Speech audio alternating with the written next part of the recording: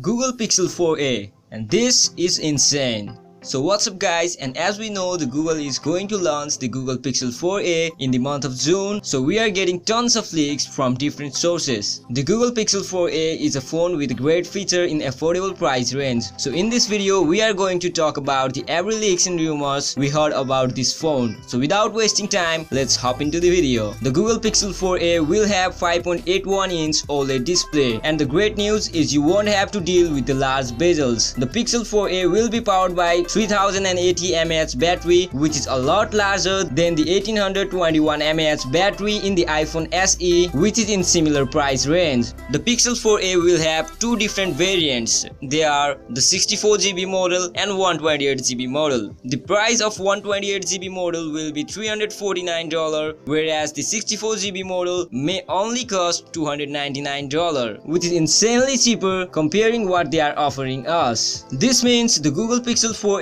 could replace the iPhone SE for the title of Best Cheap Phone of 2020. So rest in peace, iPhone SE.